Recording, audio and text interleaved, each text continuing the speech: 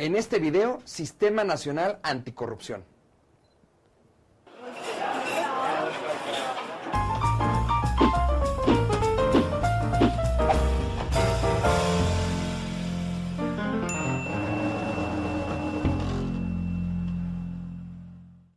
Tuiteros, facebookeros y youtuberos, hola, ¿cómo están? Les habla nuevamente su amigo Jorge Sotomayor. Hoy, pues, con un muy buen amigo, el diputado Carlos Angulo. Carlos, un gusto estar aquí en tu oficina. Es un placer estar aquí contigo. Tienes cada día más público en esta red de YouTube y me da mucho gusto. Bueno, pues, invítalos a que se suscriban al canal, a que nos regalen un like. Y bueno, pues, el día de hoy vamos a hablar contigo sobre el Sistema Nacional Anticorrupción. Pero antes de eso, platícanos un poco de ti. Eres diputado federal por Chihuahua, eres abogado. ¿En dónde participas en la Cámara?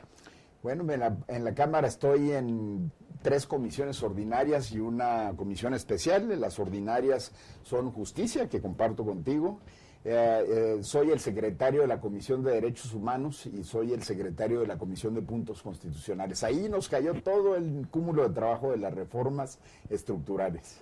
Oye, Carlos, bueno, hace unos días con el presidente del PAN, Anaya, nos muestran una iniciativa que viene a cambiar pues todo el tema de corrupción en México. La primera pregunta que yo te haría es, ¿cuál es la diferencia entre la iniciativa panista y la iniciativa que estaba por presentar el presidente Enrique Peña Nieto? Bueno, la presentó el presidente Peña Nieto desde el principio de su administración. Yo creo que es bastante sustancial las diferencias. Se parece mucho a la energética, que presentó una cosita chiquita Peña Nieto, así timoratamente, y nosotros presentamos todo un sistema robusto de apertura energética. Ahora, en anticorrupción es algo similar.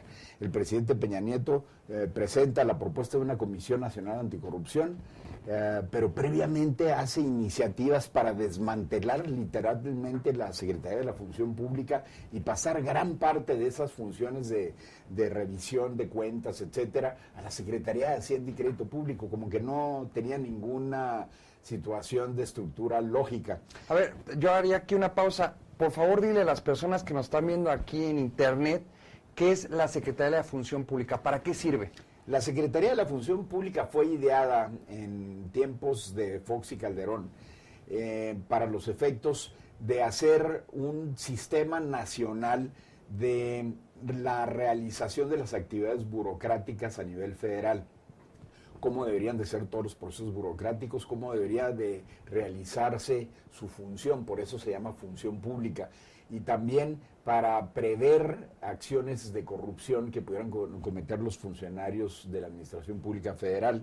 Esta secretaría se estableció de una manera muy especial, en el sentido de que se hicieron procesos detallados de cómo debería desempeñarse las actividades de cada uno de los servidores públicos de la Federación.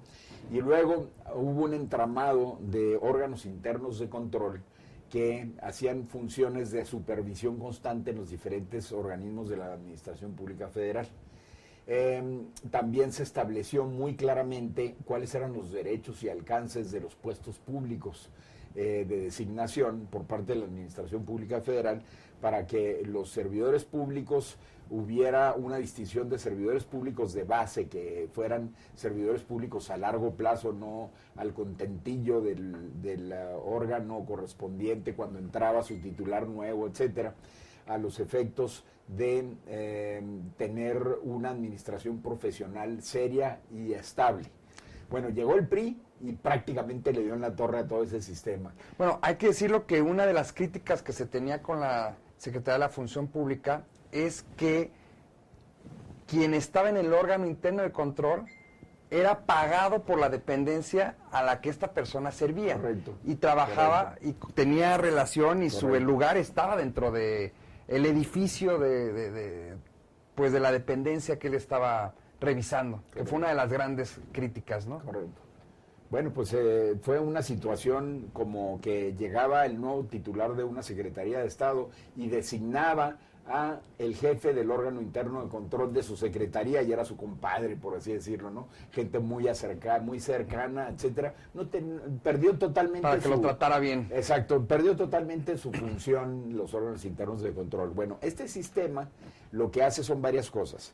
Por un lado, establece de nueva cuenta la función completa de la Secretaría de la Función Pública como fue ideada para los efectos de llevar a cabo la supervisión del día al día de los funcionarios y de los servidores públicos, mejor dicho, y para que pudiera hacer que los órganos internos de control llevaran a cabo supervisión cotidiana de nueva cuenta, sin que sean nombrados por el propio órgano que está siendo revisado, por un lado, y por el otro, la Secretaría de la Función Pública readquiere una dimensión diferente de asuntos de supervisión cotidiana cuando son asuntos que sobrepasan la situación cotidiana. Entra otro órgano que había estado con mucha actividad política pero con pocos dientes, que es la Auditoría Superior de la Federación, que depende de este Congreso de la Unión. Esa Auditoría Superior de la Federación ahora sí va a tener dientes y va a estar sobre las violaciones graves de los servidores públicos, haciendo el análisis cuando hay una violación grave a los órganos que atiende un servidor público. Oye, perdón, ¿por qué no nos platicas un poco cómo funciona la Auditoría Superior de la Federación, que siempre van retrasados en su trabajo? La Auditoría Superior de la Federación es una ente de esta Cámara de Diputados que revisa post factum, después de que sucedieron las cosas, todo lo que sucedió. Ahora va a tener una función mucho más adelantada, vamos a llamarle así, mucho más al día, pero cuando hay una violación grave, ya la Secretaría de la Función Pública no va a tener esa jurisdicción, la va a revisar la Auditoría Superior de la Federación. Pero aquí está el gran cambio que se va a hacer con esta reforma.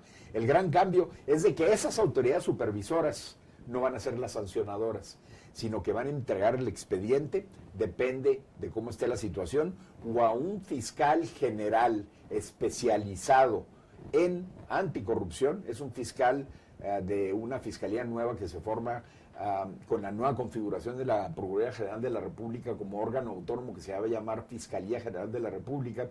Va a tener dos fiscalías especializadas, la FEPADE para delitos electorales y esta fiscalía especializada para cuestiones anticorrupción. Entonces denuncia, ya sea Función Pública o la Auditoría Superior de la Federación, a este fiscal cuando haya un delito que perseguir.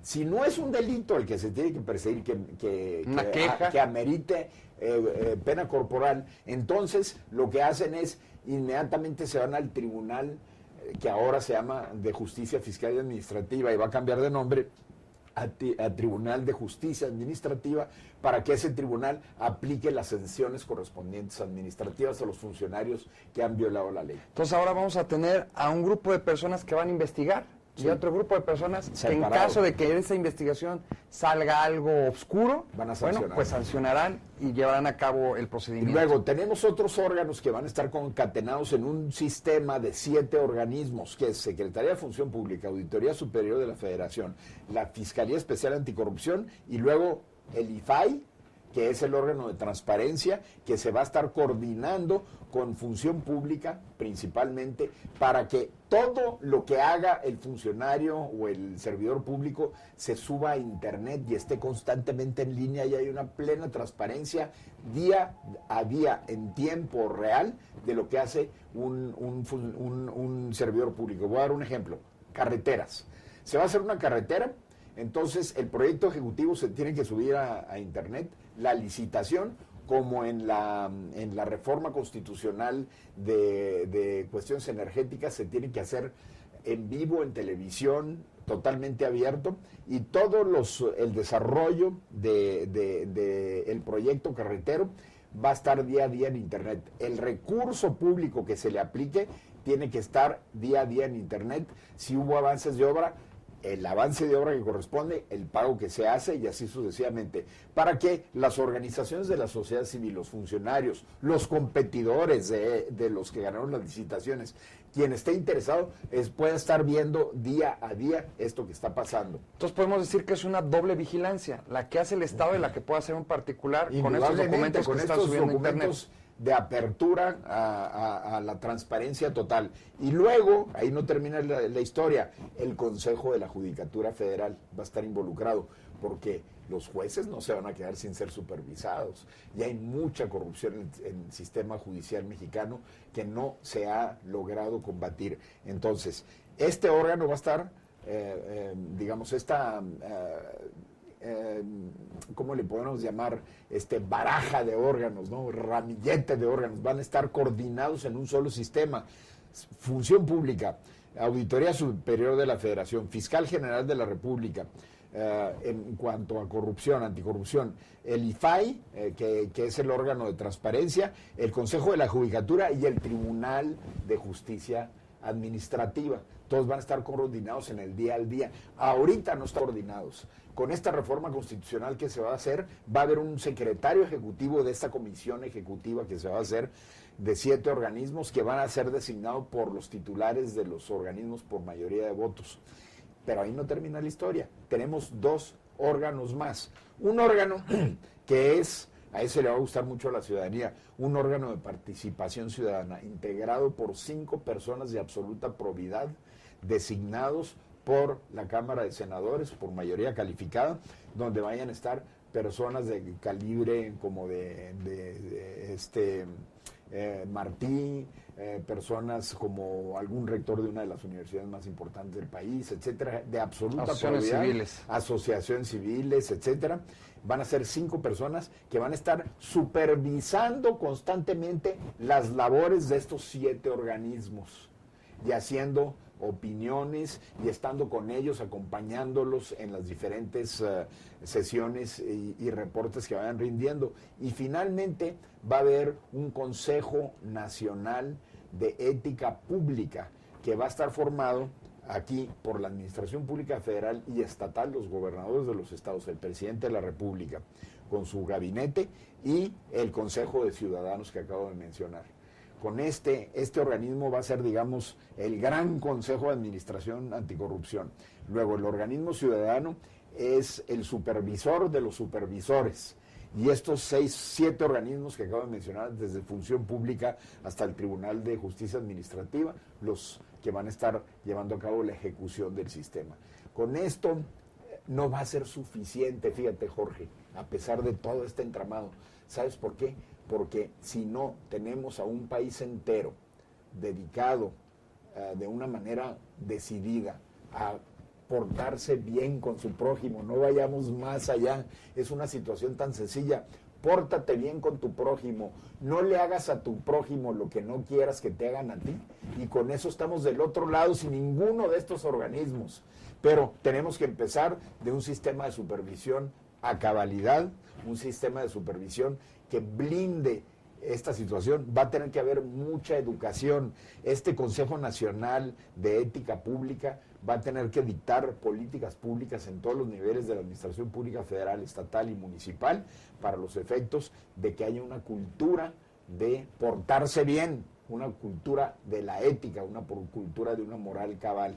Ahora, este sistema, para terminar, tiene un mandato muy claro de que tiene que bajar al nivel de los estados, de la federación, del Distrito Federal, de las delegaciones y de los municipios del país.